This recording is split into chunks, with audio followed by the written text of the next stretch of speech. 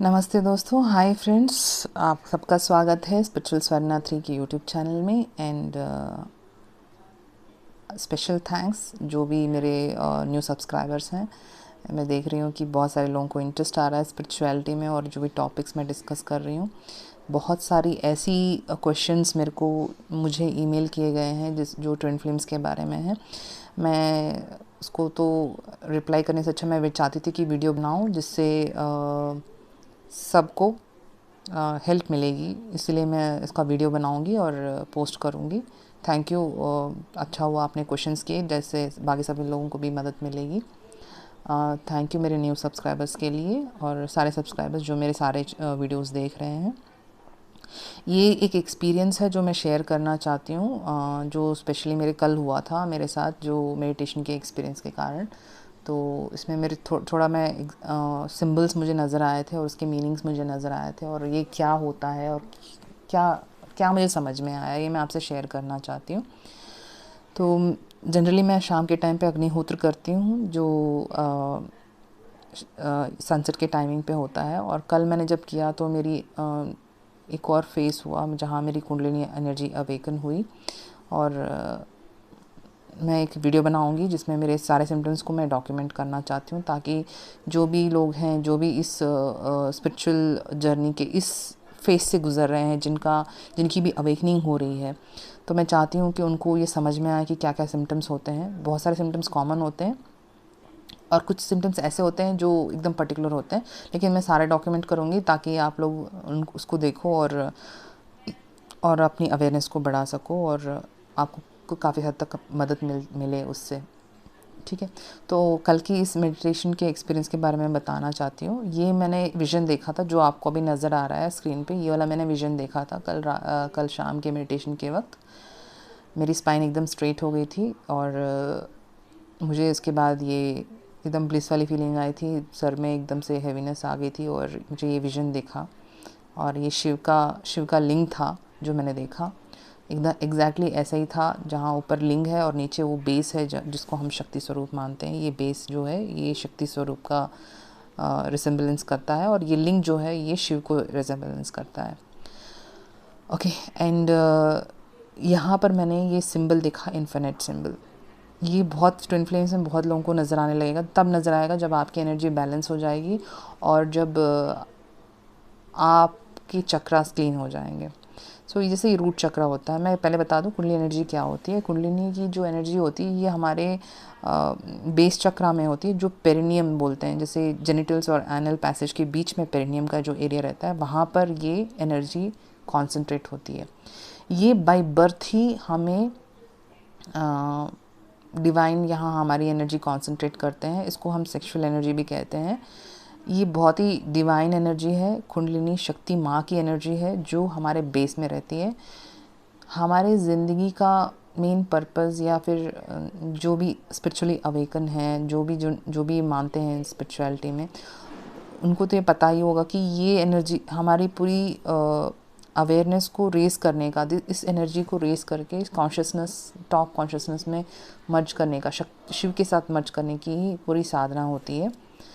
और ये कुंडलिनी एनर्जी जो होती है ये अनअवेकेंड स्टेट में, मतलब कि रूट चक्रा में रहती है। जैसे कि इसको कहा जाता है 3.5 कॉइल्ड सर्पेंट, मतलब कि एक कॉइल्ड राउंड से बैठा हुआ एक सांप। इस एनर्जी को इस तरह से दर्शाया जाता है हमारे किताबों में, मतलब कि जहाँ भी कुंडलिनी एनर्जी की जो बात की जाती है उसको बोलते हैं 3.5 कॉइल्ड सर्पेंट, जो हमारे रूट बेस चक्रा में अनअवेकेंड स्टेट में रहती है। जागृत की स्टेट में नहीं रहती है, ये स्लीपिंग बोलते हैं।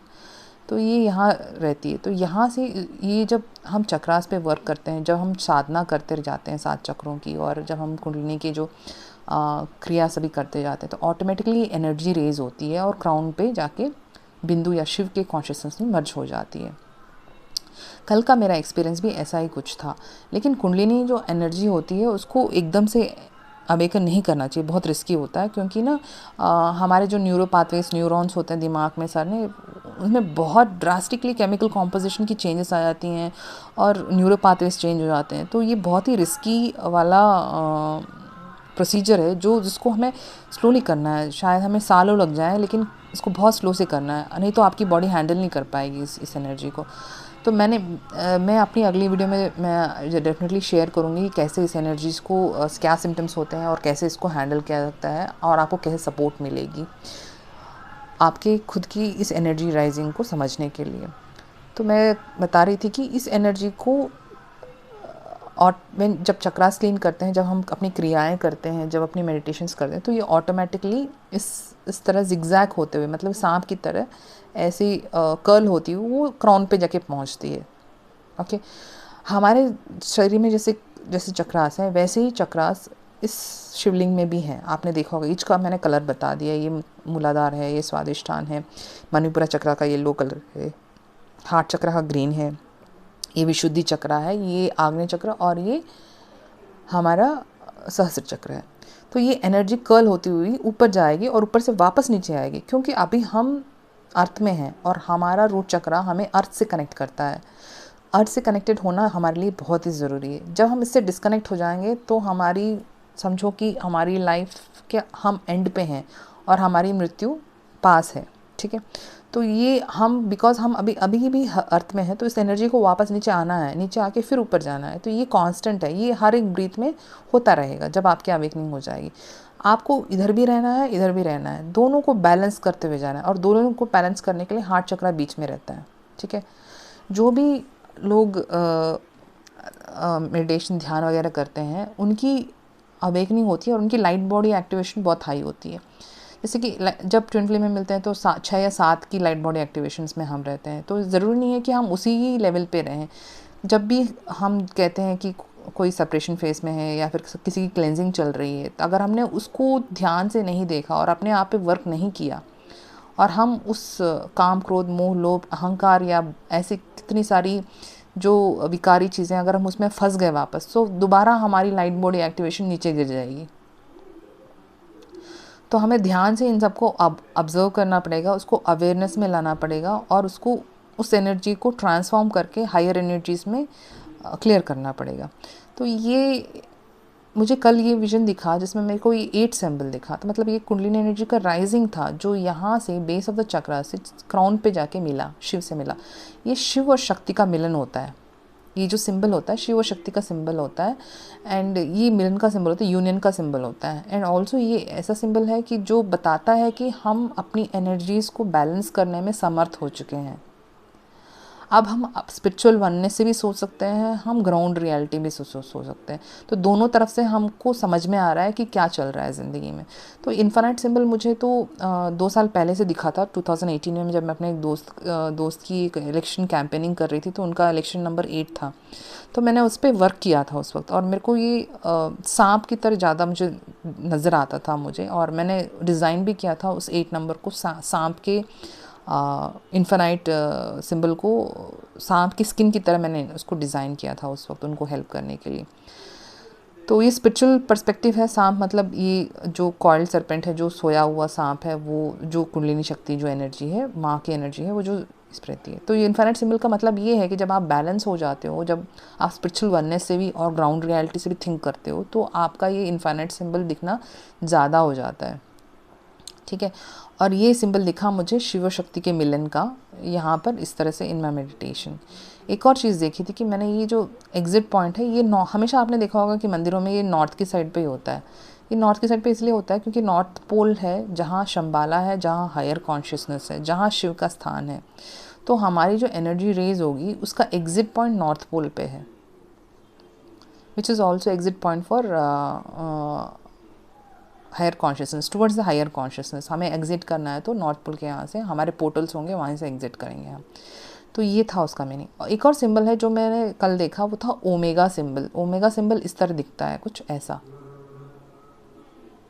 ऐसे ऐसे दिखता है, जो मैंने इधर ड्रॉ किया है। तो इसका मतलब क्या है? ये ओमेगा सिंबल भी कुछ लोगों को इसलिए दिखता है क्योंकि वो जब ध्यान और मेडिटेशन करते हैं तो कभी कभी उनकी अवेयरनेस ऐसे लेवल पे पहुंच जाती है जो हायर कॉन्शियसनेस में बहुत ही मैच करती है, उस फ्रीक्वेंसी को मैच करती है। तो आप उस फ्रीक्वेंसी को टैप करोगे, ठीक है। तो और वो होता है अबव क्राउन। क्राउन के ऊपर भी हमारे 4 चक्रास होते हैं, जो हमें दिखाया नहीं जाता है, जनरली होते हैं, तो वो हमें हायर डायमेंशन से कनेक्ट करते हैं। तो इस ओमेगा सिंबल का मतलब ये भी है कि हम उस सुप्रीम कॉन्शियसनेस को हम टैप कर रहे हैं और हमारी अवेयरनेस वहाँ जाके कॉन्सेंट्रेट होके आइदर स्टे बैक करती है या फिर अगेन वो वापस रूट चक्रा में आके गिरती है। और ये कांस्टेंट प्रोसीजर है, ठीक है।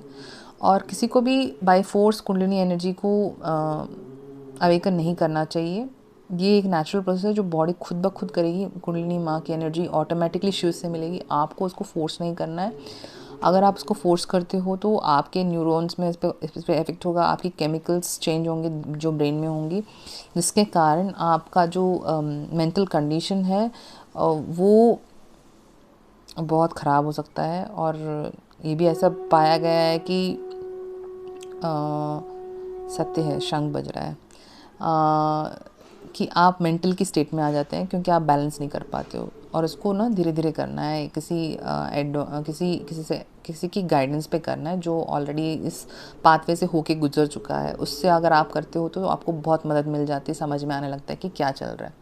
एक और ऑब्जर्वेशन जो मैंने कल की ताकि कल 11 तारीख थी। 11 तारीख को हम सब जानते हैं कि ट्विन फ्लेम्स का नंबर है, 1 और 1 11 होते हैं, तो ये ट्विन फ्लेम्स का नंबर है। और कल सोमवार था, मंडे का दिन था, और ये मुझे विजन बहुत ही ब्यूटीफुल लगा। और मुझे लगा कि ये तो मुझे शेयर करना है आप लोगों से, क्योंकि मुझे लगा कि ये आपको मदद करेगा और आपको भी एनकरेज करेगा कि आप ध्यान को और आप जो भी क्रियाएं करते हैं या फिर मेडिटेशन करते हैं इसमें आपको मदद मिलेगी और आप इस स्टेट पे पहुंच सकते हैं।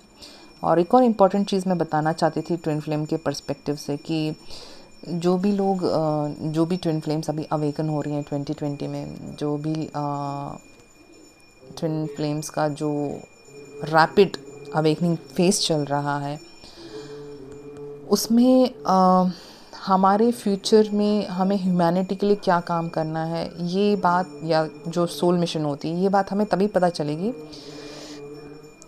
जब हम अवेकन स्टेट में रहेंगे, जब हम अपने आप को स्पिरिचुअल वननेस से देख पाएंगे। एट द सेम टाइम हम जब ग्राउंडेड रहेंगे अर्थ रियलिटी से। जब तक आप स्पिरिचुअल वननेस को और ग्राउंड रियलिटी को बैलेंस नहीं करोगे, आपका जो स्पिरिचुअल सोल मिशन है वो रिवील नहीं होगा, और आपका रिवील होगा भी तो समझ में नहीं आएगा।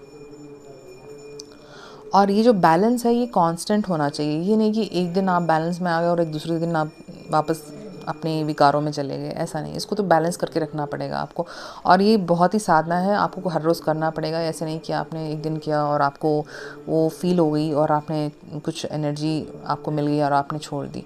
कभी भी रिद्धि सिद्धि पे मत रुकिएगा, क्योंकि लाइफ की जो जर्नी है, जो स्पिरिचुअल जर्नी है, वो बियॉन्ड रिद्धि सिद्धि है। तो सिद्धियों में मत रुकिएगा, मत अटकिएगा। इससे आगे जो भी एक्सपीरियंस हो रहे हैं इनको डॉक्यूमेंट कीजिए, शेयर कीजिए लोगों के साथ, ताकि उनको भी समझ में आए कि क्या चल रहा है। और जो स्पिरिचुअल मिशन है वो तभी रिवील होगा जब आप बैलेंस्ड स्टेट में रहेंगे। और इन्फाइनाइट सिंबल जब आपको दिखने लगते हैं, इसका मतलब कि आप वहाँ कहीं स्टेप कर रहे हो बैलेंस की स्टेट पे, और जो चल रहे हो, जिस रास्ते से चल रहे हो वो सही रास्ता है, तो आपको वो कंटिन्यू करना पड़ेगा। जो भी आप क्रिया या फिर जो भी चक्रा मेडिटेशंस कर रहे हो वो सब ठीक है, वो सब आप करते रहो। इससे आपको आगे और भी मदद मिलेगी और गाइडेंस मिलेगी। तो ये था मेरा ऑब्ज़र्वेशन कल का। एंड मैं कुंडलिनी अवेकनिंग के सिम्टम्स पे और उसको कैसे हम हैंडल कर सकते हैं मैं अगली वीडियो में बनाऊंगी। बहुत सारे क्वेश्चंस आए थे ईमेल्स में जो ट्विन फ्लेम के बारे में, उनके बारे में भी एक वीडियो बनाऊंगी, क्योंकि एक्सप्लेन करना थोड़ा वर्ड्स में मुश्किल है, शायद मैं शब्दों में ज़्यादा एक्सप्लेन कर पाऊँगी। तो देखते रहिएगा, और आपको अच्छा लगा ये वीडियो प्लीज़ शेयर कीजिए। एंड अगर आपको कोई ऐसे एक्सपीरियंस हुए हैं तो आप वो भी शेयर कर सकते हैं कमेंट सेक्शन में। Thanks a lot for watching my video. नमस्ते, thank you, God bless everyone.